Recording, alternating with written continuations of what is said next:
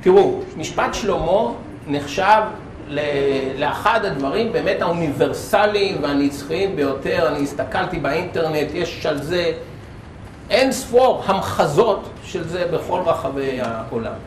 ועל מה ולמה?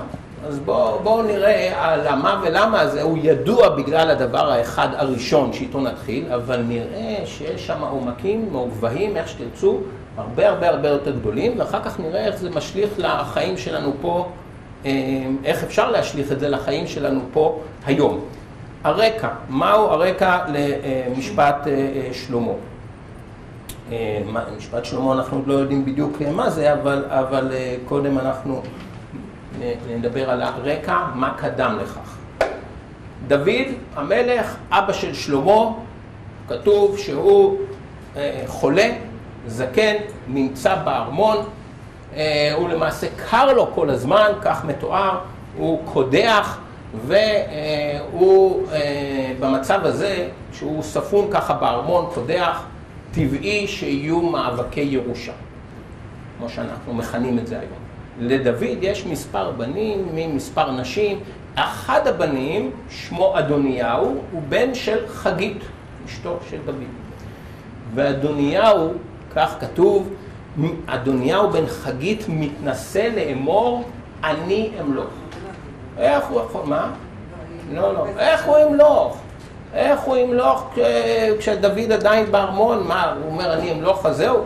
אז קודם כל, כמו שאנחנו יודעים, קודם כל צריך לארגן קואליציה, צריך לארגן בני ברית. אז הוא לוקח לו שני בני ברית משני האגפים החשובים ביותר. א', מהכיוון הצבאי, זה כמו הפיכה, כמו שהיום אומרים הפיכה. הוא לוקח את יואב בן צרויה, שהיה שר הצבא של דוד, בא איתו בדברים, כך כתוב, ומהכיוון השני, מהכיוון הרוחני, הדתי, היו שני כהנים גדולים, הוא בא בדברים עם אביתר הכהן הגדול. וכך אביתר הכהן הגדול ודוד בן צרויה משתפים פעולה עם אדוניהו. ואז אדוניהו קורא, מזמין את כל הבנים האחרים של דוד, כל הילדים האחרים של דוד, הוא מזמין את הרבה אנשים מחצר המלוכה של דוד, כל זה בלי ידיעתו של דוד שנמצא בארמון. הוא רותם מרכבה, פרשים, ו50 איש רצים לפניו, וכל התהלוכה הזאת של אדוניהו עם יואב בן צרויה, עם אביתר הכהן ועם כל האנשים שהם אספו ככה מחצר הארמון והזמין גם את הילדים האחרים של דוד, כולם מגיעים למעיין בירושלים שנקרא עין רוגל, ושם צריכה להיות ההכתרה. אז יש כמובן חפלה גדולה על האש, כתוב צאן ובקר וזובחים ושתייה. מנינו קואליציה, אם מי הוא בא בדברים. אם מי הוא בא בדברים, יש גם כאלה שבמכוון הוא לא בא איתם בדברים, מפני שהם היו מתנגדים לזה. אז שימו לב, היה יואב בן צרויה יחד איתו, אבל הגיבור הנוסף הגדול בצבא של דוד, שמו בניהו בן יהוידע, בניהו לא הוזמן. שני כהנים גדולים, הכהן הגדול השני צדוק, לא הוזמן. אבל בוודאי ובוודאי הדמות המאוד חשובה שלא הוזמנה היא נתן הנביא, הנביא שהיה בתקופתו של דוד, והנביא כמו שאנחנו יודעים, עיסאי באמת שזה האמת והצדק הם קודם כל אצל הנביא, גם הוא לא הוזמן. אמרתי שהוזמנו הילדים של דוד, ילד אחד של דוד לא הוזמן, שלמה. שלמה היה אז נער צעיר, ההשערה שהייתה בין 14-15, גם הוא לא הוזמן. כך שיש לנו פה את נתן הנביא, צדוק הכהן, בניהו מהצבא ושלמה שלא הוזמנו. נתן הנביא רואה את כל מה שמתרחש, דוד לא יודע מכלום, קודח בארמון, ונתן בא אל בת שבע, אמא של שלמה. ונתן הנביא אומר לבת שבע, תקשיבי, מתרחש כך וכך. ברגע שהוא ממליך את עצמו, החיים שלך ושל הבן שלך, תכף נבין למה, החיים שלך ושל הבן שלך שלמה בסכנה. אני מציע לך כך, תגשי את דוד בארמון, תספרי לו מה מתרחש, ותזכיר לו את ההבטחה, את השבועה שלו אלייך, ששלמה הבן שלך הוא שימלוך אחריו. בת שבע עושה כדבריו, הוא אומר לה רגע אחד, גם אני אבוא אחר כך לעזור לך. היא עושה כדבריו, מגיעה לארמון, נכנסת לחדר של דוד, ומספרת לו על מה שמתרחש בחוץ, ואומרת לו, אתה זוכר שאתה נשבעת, הבטחת לי ששלמה הוא שימלוך אחריך, הוא שיהיה על הכיסא שלך. עוד היא מדברת, ואומרת לו, העם גם מקשיב, העם מחכה למה שאתה תגיד לו. עוד היא מדברת, מגיע נתן הנביא, יוצאת החוצה, נכנס נתן הנביא, והוא מתאר לו בדיוק את אותו תיאור של מה שמתרחש בחוץ, אותה הפיכה של אדוניהו, כמו שבת שבע תיארה, אבל זה כבר לא האימא של שלמה שאולי אינטרסנטית, זה נתן הנביא, מתאר לו את אותו תיאור, ואומר, ושואל אותו, אתה ביקשת מאדוניהו שיהיה המלך אחריך? אתה אמרת לו? העם מחכה למה שאתה תגיד. ואז דוד ממש מתעשת, לפני זה הוא קדח, לפני זה הוא רעד, הוא מתעשת, בטח לזמן הקצר הזה, הוא מבקש שבת שבע תיכנס, נכנסת בת שבע, והוא אומר, את אשר הבטחתי זה מה שיהיה, שלמה הבן שלה, הוא שימלוך אחריי. הוא מבקש שיכנסו נתן הנביא, צדוק הכהן ובניהו, הגיבור הצבאי הנוסף, ונותן להם הוראות מדויקות, איך עכשיו ממליכים את שלמה, והם רצים החוצה ופועלים בדיוק לפי ההוראות של דוד, לוקחים את הפרידה של דוד, כן? זה סמלי ביותר שלוקחים את הפרידה של דוד, שמים את שלמה על הפרידה וקוראים לאותם אנשים שנאמנים להם מארמון המלך דוד, והתהלוכה הזו שמה את פניה אל מעיין אחר בירושלים, הגיחון. וכשמגיעים אל הגיחון וכבר עוד עם אחריהם, יודעים שהם יוצאים מהארמון של דוד, וזה הדברים של דוד. צדוק הכהן מושך בשמן מיוחד את שלמה, נתן הנביא תוקע בשופר, וכל העם שאיתם צועק, יחי המלך שלמה. הרעש של האנשים והתקיעות שופר מגיעות עד עין רוגל, ויואב בן צרויה שואל אותם, רגע, מה זה השופרות האלה? הוא רק שואל, ואז מגיע יונתן, שהוא הבן של אביתר הכהן שנמצא איתם, ומספר להם מה שמתרחש שם, ושזה בעצם יצא מדוד המלך, כל אותן הוראות. הם מבינים שזהו זה, ולא רק זהו זה, הם כמובן מפחדים שעכשיו ירצו להתנקם בהם על ההפיכה, הם מתפזרים לכל עבר, אדוניהו נאחז בקרנות המזבח, וברגע שהוא נאחז בקרנות המזבח רק כדי ששלמה לא יהרוג אותו, שלמה חס עליו, לא הורג אותו ולא את יואב, אבל דוד המלך, לפני שהוא ככה הולך לעולמו ונותן איזשהו תדרוך לשלמה, הוא אומר לו, אותם צריך להרוג את הקושרים, הוא מזכיר לו גם את החטאים של יואב לפני כן, שהרג שני אנשים חשובים מאוד, אפילו שלא היה צריך להרוג אותם, את אבנר, שר הצבא של ישראל, והוא אומר לו, על החטאים שלהם הם צריכים למות. שלמה מרחם עליהם ואומר להם, ואדוניהו אומר שהוא יהיה נאמן לו וכן הלאה. אבל זמן קצר אחר כך אדוניהו ממשיך לחתור תחתיו ולזמום, לא ייכנס לזה, והוא מבין שהוא ממשיך חתרן בלתי נלאה, נקרא לזה כך, ואז הוא מבין שהוא צריך באמת למלא אחר ההוראות של דוד, ומצווה להרוג אותם. העם מסתכל על כל מאבקי הירושה האלה, ושואל את עצמו, רגע, מי זה שלמה המלך הזה? דוד... אנחנו יודעים בדיוק את העוצמה שהייתה לדוד. כל מאבקי הירושה בא הנער הצעיר הזה כדי, מי הוא? הוא בוחן אותו, הוא בודק אותו. ומה קורה עכשיו? קוראים 3 דברים ברצף. הראשון, הולך שלמה לגבעון. בגבעון יש את הבמה הגדולה העיקרית, ששם זובחים זבח של תודה, הוא זובח זבח של תודה לאלוקים, ובגבעון, מיד אחרי שהוא זובח זבח, הוא חולם חלום. אגב, בדפים שחולקו לכם, חלקם החלום נמצא בעמוד הראשון וחלקו בעמוד השני. במשפט שלמה חלקם בעמוד הראשון וחלקם בעמוד השני. זה אנחנו קפצנו 3,000 שנה לדפים פה, בואו נחזור אחורה.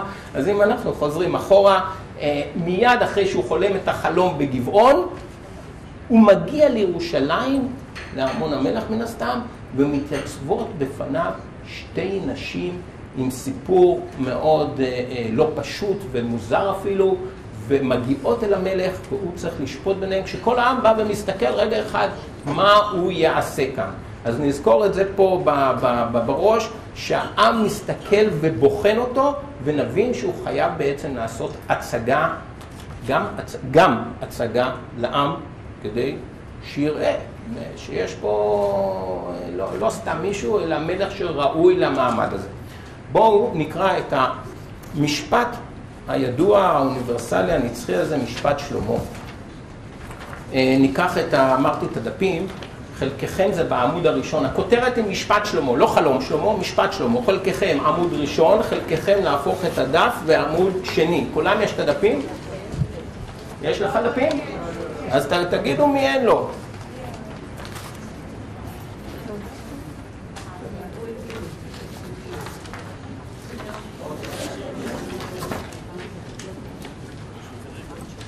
אוקיי.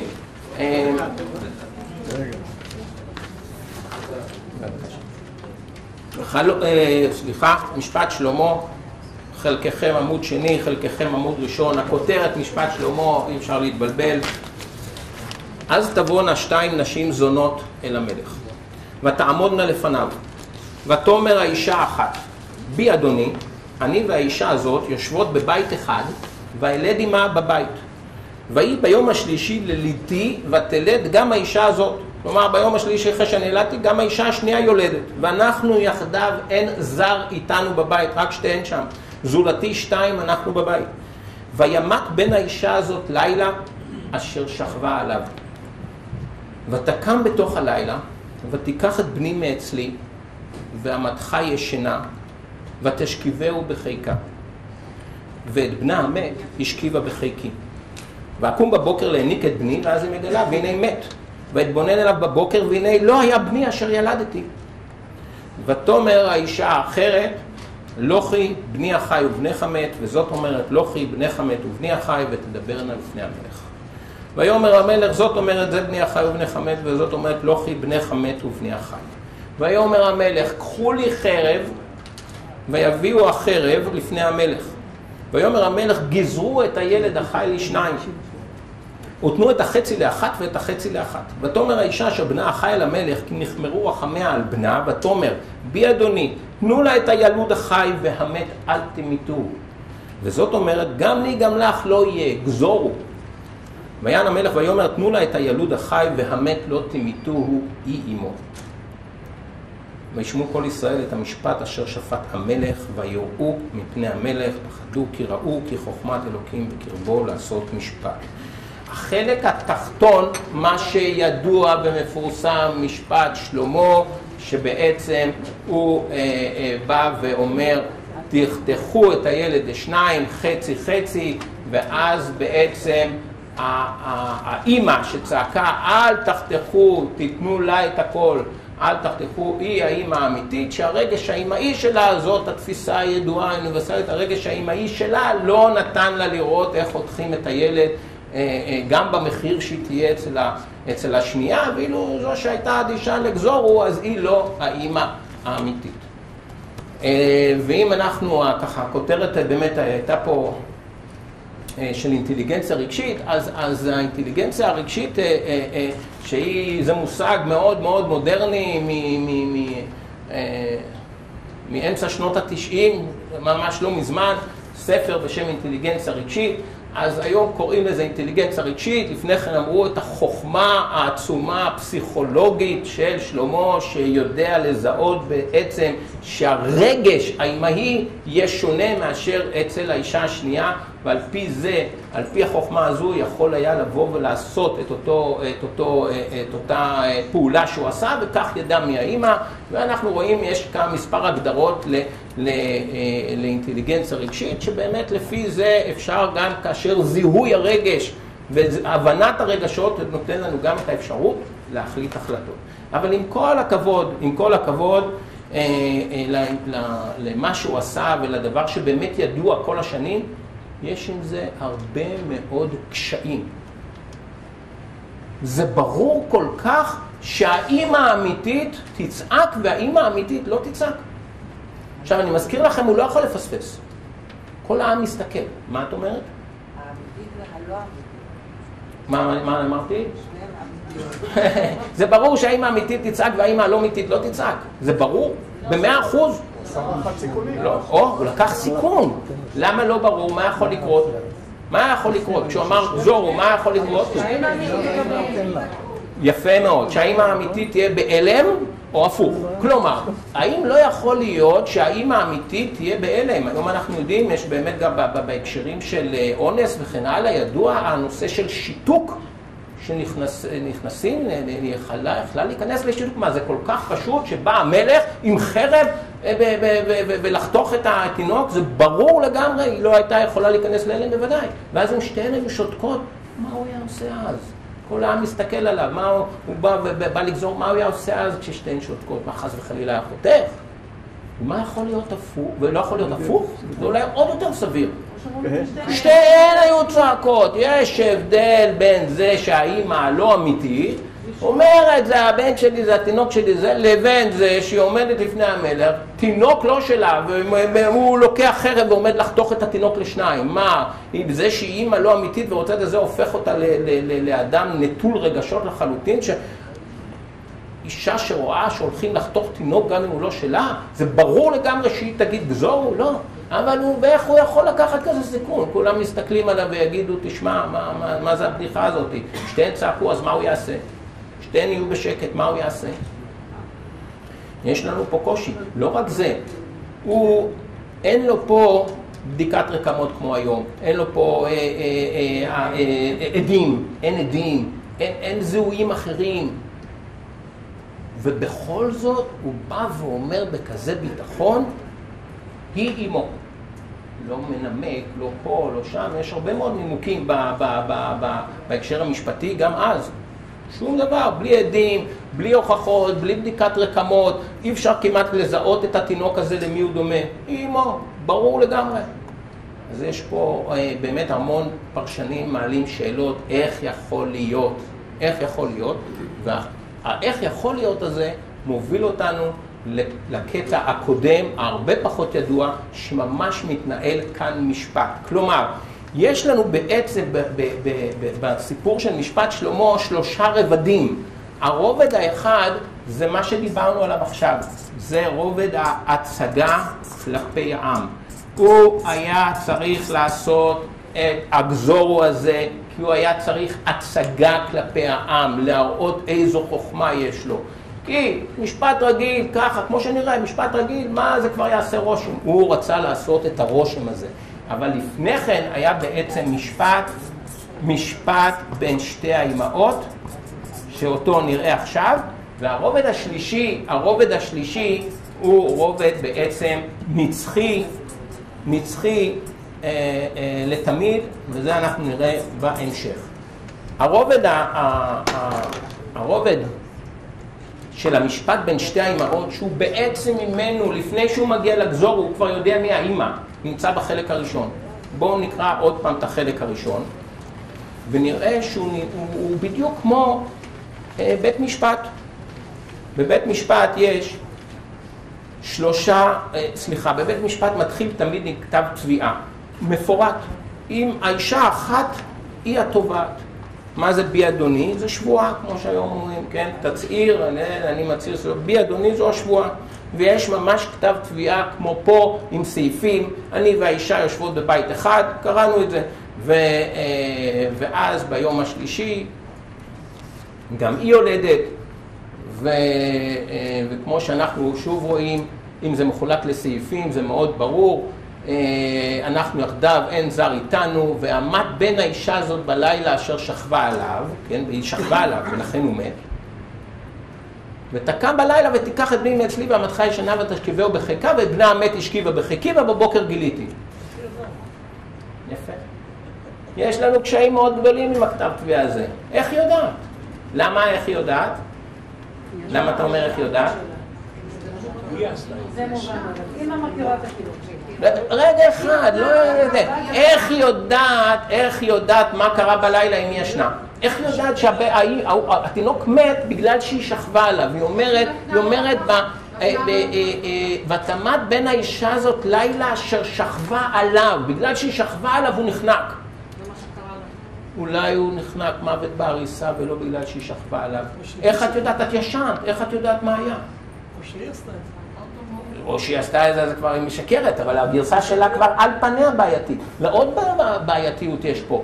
רגע אחד, איך את יודעת שהיא החליפה אם ישנת? את ישנת. ואולי בא מישהו אחר והחליף, את יודעת שזה לא... איך את יודעת אם את ישנת? איך את יודעת?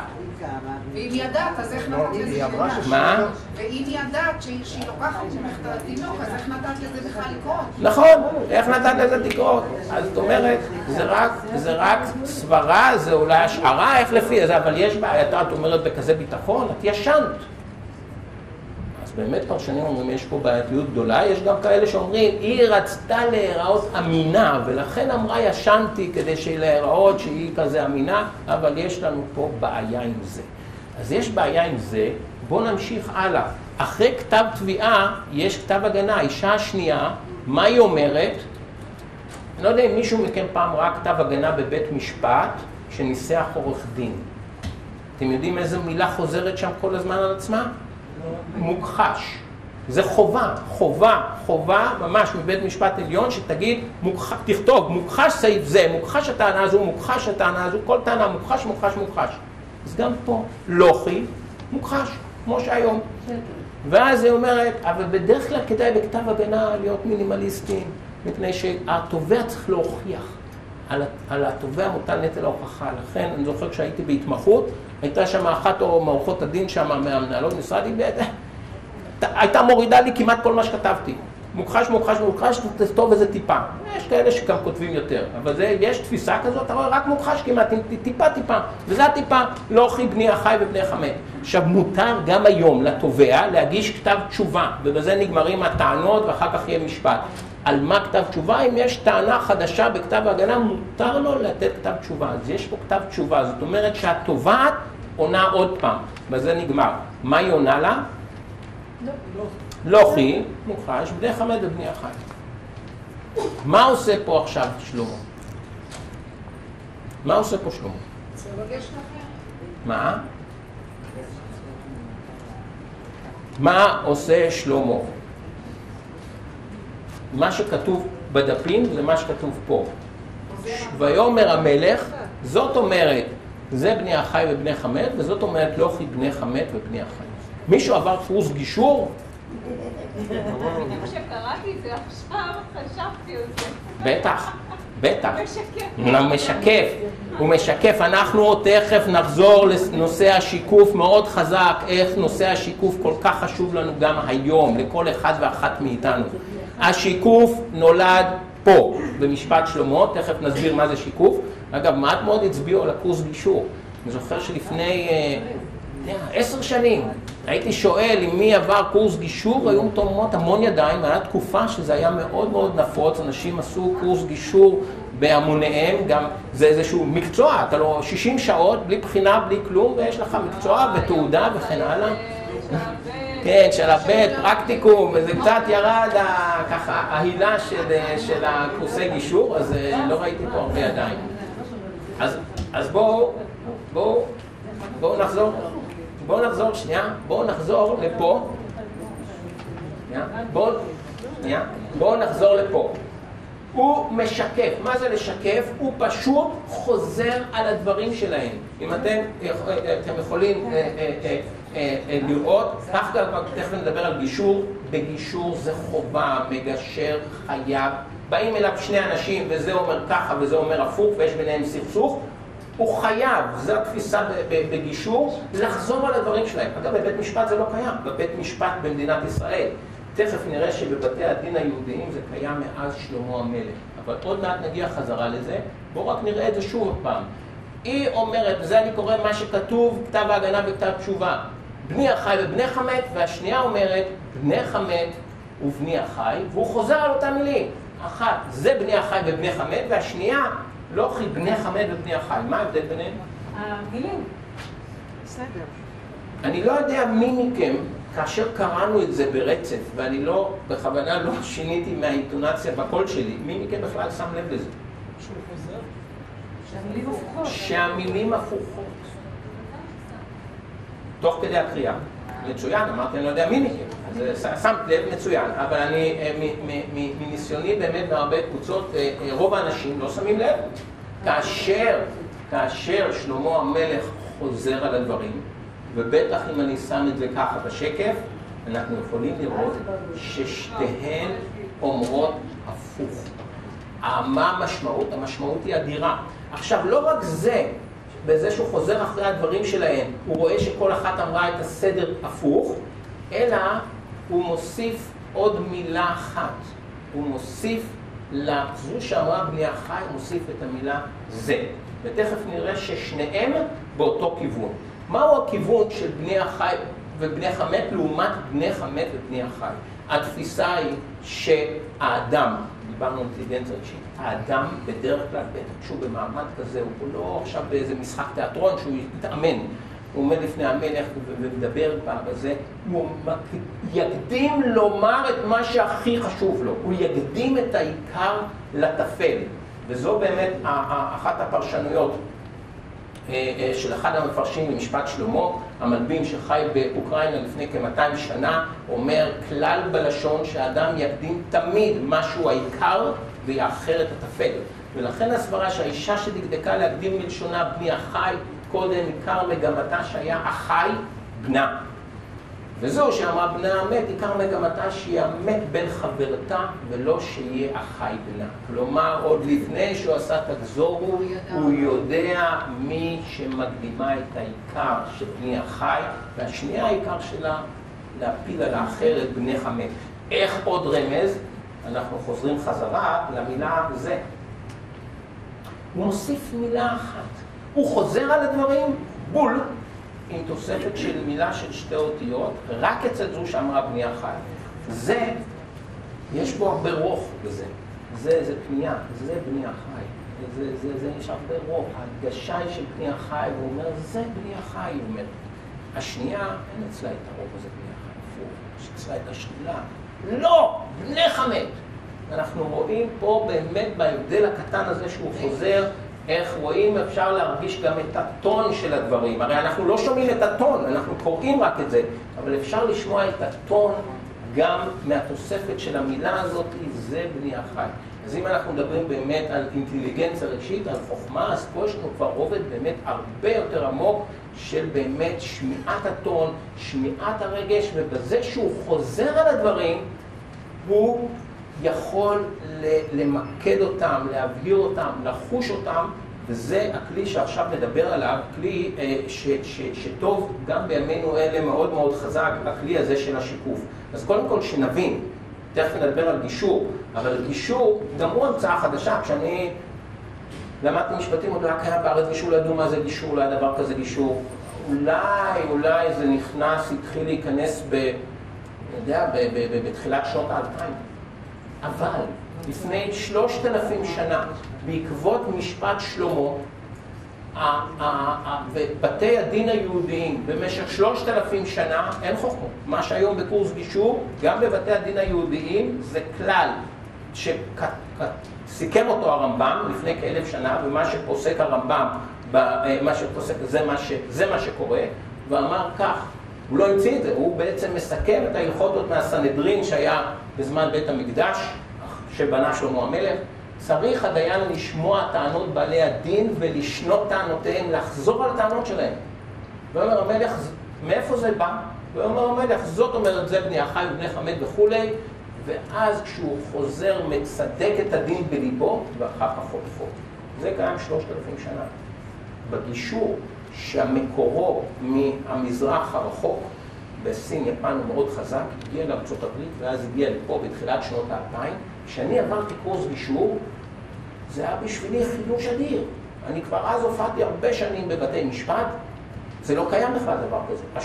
השופט מגיע בבתי המשפט במדינת ישראל שלקוחים מהמשפט האנגלי, לא מהדין העברי, והוא בא, פשוט אם אתה על דוכן העדים, אתה תענה למה ששואלים אותך. אם אתה רוצה לדבר בעצמך את הגרסה שלך, אם אתה עם עורך דין, בכלל לא ייתנו לך לדבר ב-95% מהמקרים. והשופט חוזר על הטענות, החזרה על הטענות היא מעמידה אותו באיזשהו בגובה העיניים, זה לא קיים, לא קיים והנה בגישור, נהפוך הוא בגישור, קודם כל מה זה גישור? גישור זה תפיסה שכאשר יש עימות, אנחנו רוצים לפתור אותו על ידי הסכם בין הצדדים. זו תפיסה חברתית. אגב, לשכת עורכי הדין הלכה פעם הגיע בית משפט עליון, אני חושב, בניסיון לקבוע בתחילת ימי הגישור בארץ שרק עורכי דין היו מגשרים. הם הפסידו. הם הפסידו, מפני שהתפיסה של גישור היא לא תפיסה של עריכת הדין. יכול עורך דין להיות מגשר, אבל גם יכול להיות כל אחד אחר. נדמה לי שהתנאי בחוק היחיד שהוא יהיה אקדמאי, אבל רצו לעשות איזשהו משהו. התפיסה בגישור הוא תפיסה הסכמית מא' לת', אבל אנחנו כרגע בנושא של השיקוף. כאשר באים הצדדים אל המגשר, הוא חוזר על הטענות שלהם. זה כלי אדיר, זה כלי אדיר לא רק בגישור. קודם כל, גישור אפשר לעשות, בוא נתחיל עם גישור, לא רק בגישור שבאים אל המגשר במקום השופט. יש שני ילדים בבית והם רבים. תעשה גישור ביניהם. מה זה גישור? אתה קודם כל תתחיל עם השיקוף. ברגע שהילד אומר לך, הוא הרביץ לי, הוא ככה, אתה רק חוזר על הדברים שלו, אתה אומר שהוא הרביץ לי. זה כבר כלי אדיר. הוא קודם כל שומע, ששמעו אותו, הקשיבו לו והבינו את מה שהוא אמר. וזה כבר המון. מפני שמה האלטרנטיבה? האלטרנטיבה היא שהוא בא אלינו ונשתוק, אז נתעלם. הכי גרוע כמובן היום זה קורה לא מעט, שההורים עכשיו בסלולרי. הוא בא וצועק וזה, ואתה בסלולרי. אז הוא לא, זה לא רק שלא שמעו אותו, לא הקשיבו לו והבינו אותו, בכלל לא שומע אותו, ולא מראה לו כלום. אבל אם נעשה בדיוק את ההיפוכו של דבר, הוא בא אליך וצועק וכל כולו רותח, אז אתה קודם, ברגע שאתה חוזר על דברים, הוא יודע שהקשיבו לו.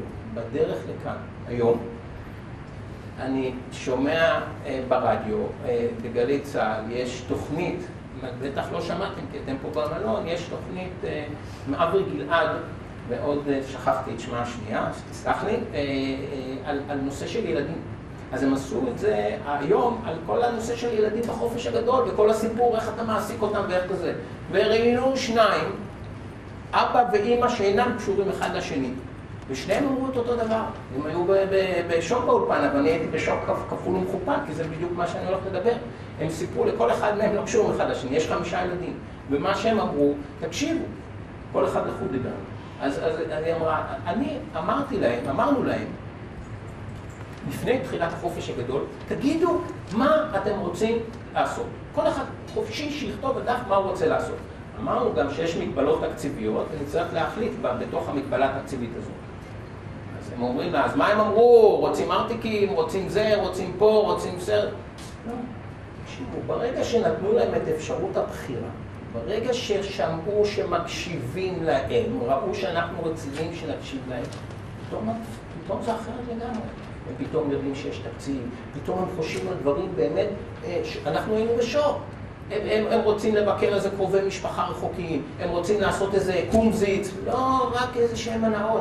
אחת הבנות בת 11 אני רוצה להכין ארוחה, אני אכין את הארוחה לכולם.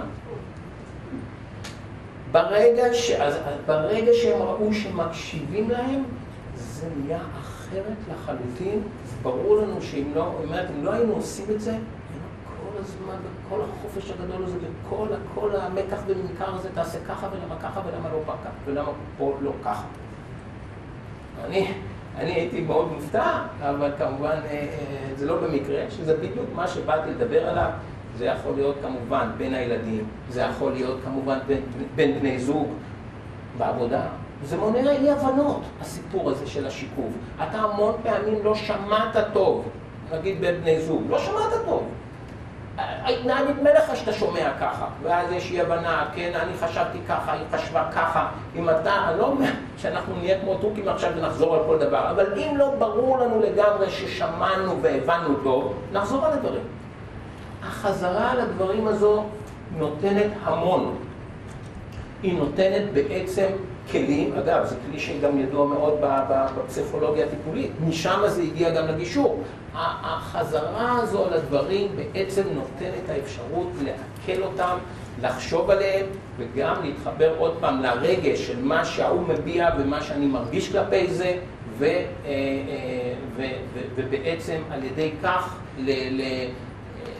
לנסות ולהגיע להחלטות. אבל אם אנחנו נרוץ ישר לשתיקה או לפתרונות, זה עלול גם לאי הבנות, גם השני לא ברור שהקשיבו לו וכן הלאה. הכלי הזה של החזרה על הדברים, של השיקוף, הוא כלי אדיר בחיי היום-יום שלנו.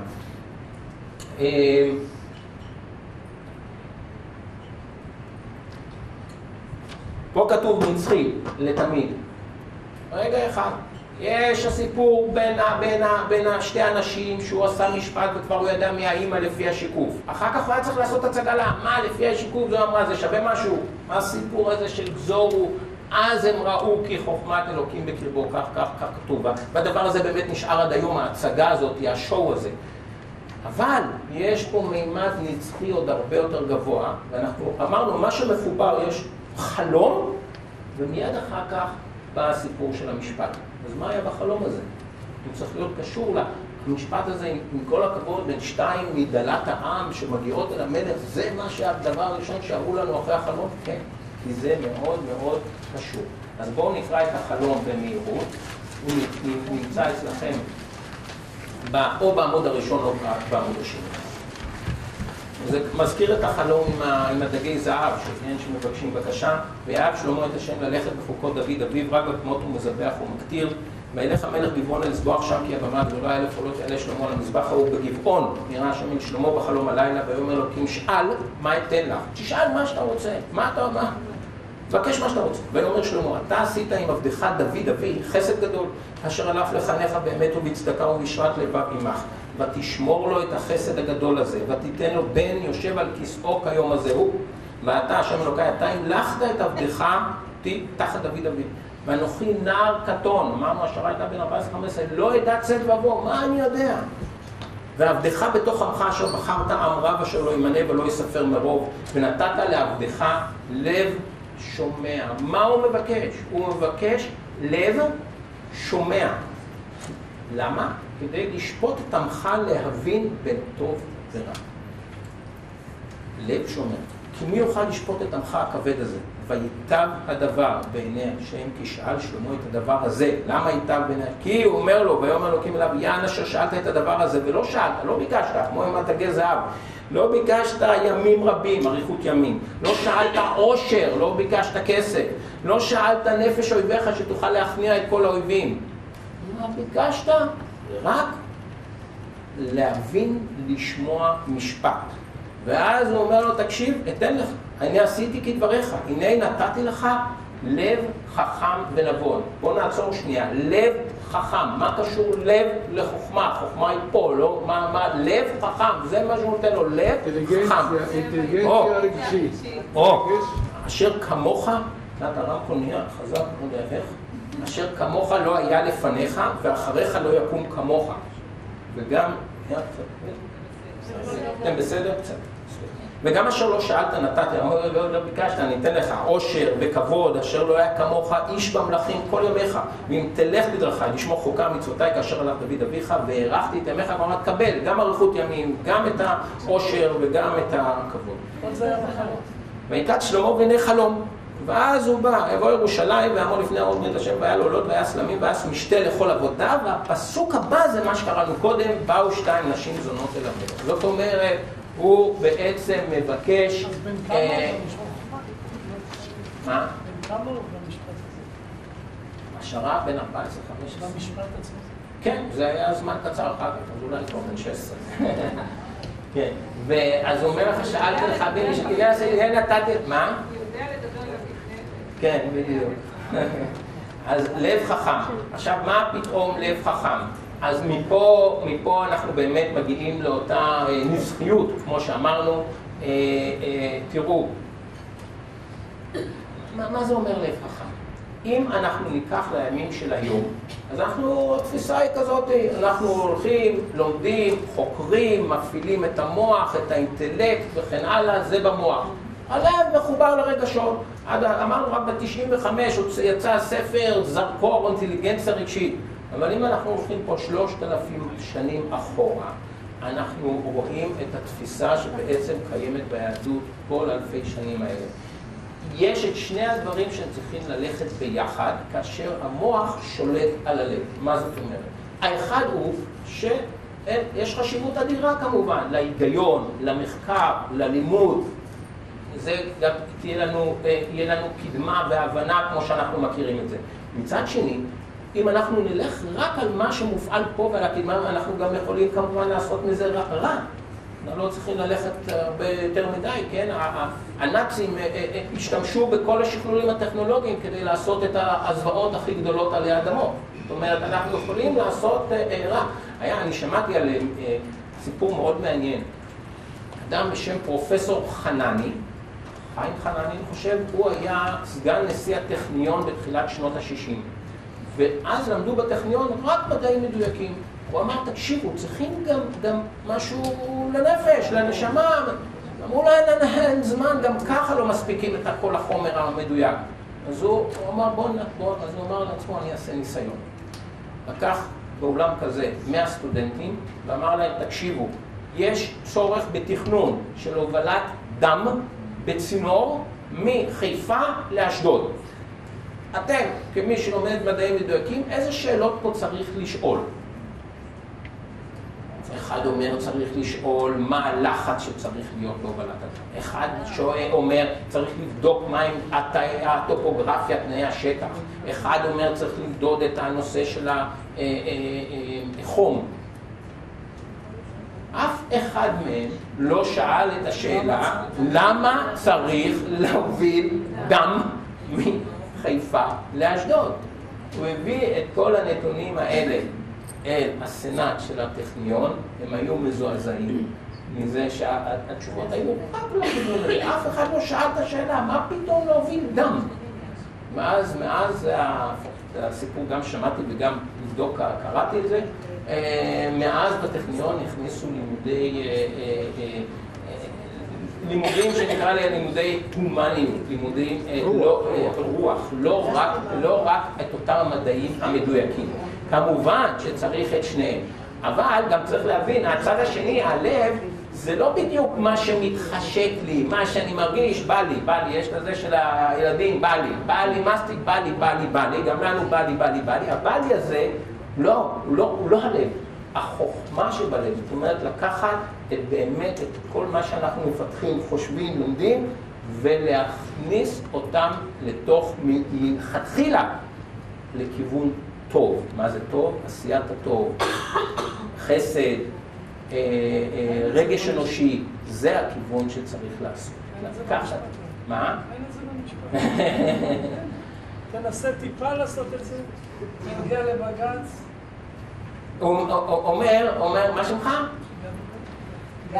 גדי אומר, אין את זה במשפטים, אז אני מחייך מפני שזה בדיוק מה שאנחנו הולכים לעשות בדבר הבא, להראות באמת משהו שאולי יכול להיות, אני לא מתווכח שהוא מאוד יוצא דופן, אבל נראה מקרה של שופט אחד, מבין 11 שופטים, שהלך בדרך הזו 3,000 שנה אחרי שלמה המלך. אז בואו נתחיל. המקרה הוא... אגב, לפני שנתחיל, מה הגמול על מה שקרה בימי שלמה? אז התיאורים שמופיעים על מלכות שלמה אין כמוהם תיאורים בכל המקרא כולו. זה באמת הביטויים שאנחנו משתמשים עד היום לביטויים הכי נאצלים של הימים הטובים ביותר שיכולים לקרות, ימי הגאולה שהעם ישראל באמת נחשף לו כל האלפי שנים. איש תחת דפנו ותחת תאנתו ישב יהודה וישראל לבטח. תראו איזה תיאור, יהודה וישראל רבים ככל אשר עליהם לרוב, אוכלים, שותים ושמחים, וכמובן שלמה המלך זכה להקים את בית המקדש הראשון שהחזיק מעמד כ-400 שנים, וזה עוד נאמר לדוד שהבן שלו הוא שיזכה להקים את בית המקדש. עמים מסביב התגייסו כדי לעזור, מלך צור שלח ארזים לבניית בית המקדש, וזה בעצם אותה המלכות שלא הייתה כמוה לפני כן ואחרי כן בימי שלמה. כולנו תקווה שאחרי כן יעלה בעתיד על זה.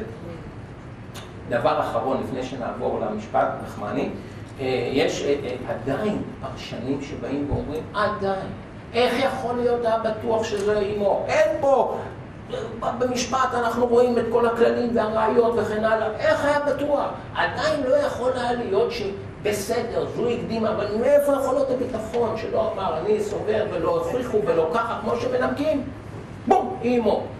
אז פה גדול המפרשים הוא רש"י, ורש"י בעצם בסופו של דבר בא ואומר למי שיש לו את חוכמת הלב, גם מתחבר באמונה, מתחבר לקול שבא וינחה אותו, ובאמת זה צריך להיות ככה, הייתה אמונה חזקה שאומר רש"י משפט אחד, בת קול הוסיפה ואמרה, היא עמו. לא יכול להסביר.